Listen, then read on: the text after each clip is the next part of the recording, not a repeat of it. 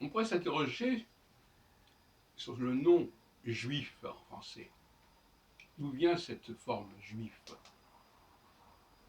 qu'on ne retrouve pas en hébreu ni dans d'autres langues.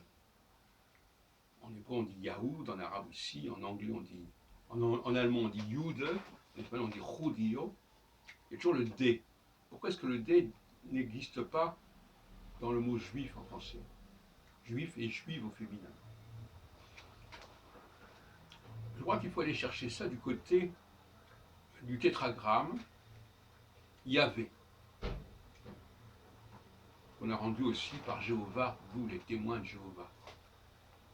Alors là, effectivement, on retrouve un lien entre Yahvé, non pas avec juif, mais avec juive.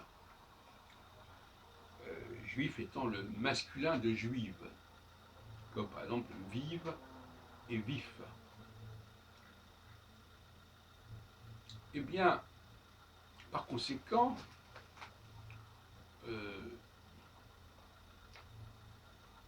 la forme féminine est plus satisfaisante que la forme masculine.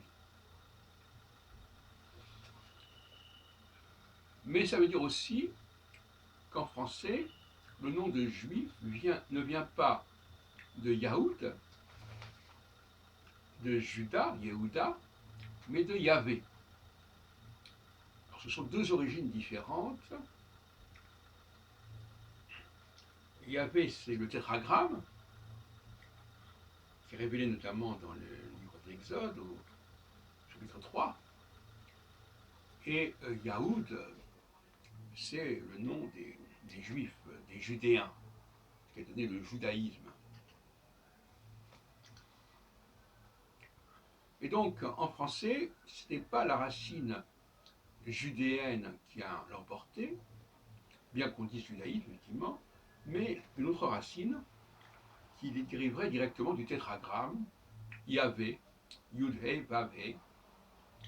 Et donc, à ce moment-là, on trouve le V de juive qui devient au masculin juif, puisqu'en français, le F et le V sont reliés. Donc, passif, passive, actif, active, etc. Parce que ce qu'il faut éviter absolument, c'est d'employer le mot Israël pour désigner les Juifs. J'en ai parlé à de nombreuses reprises. Donc, on a toujours tendance, moi-même je fais souvent le lapsus, peuple d'Israël, etc. Bon, il vaudrait mieux dire le peuple, alors judéen, oui, mais ça renvoie à Juda, mais pourquoi ne pas en rester à cette idée de pourquoi pas Jéhovah après tout, parce que c'est déjà utilisé par les témoins de Jéhovah.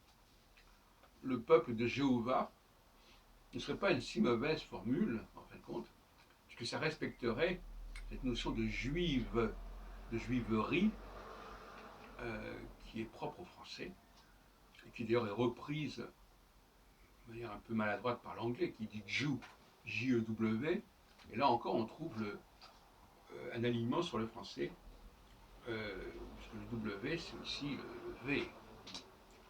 Et d'ailleurs en hébreu, le Vav et la lettre Vav se prononce à la fois ou et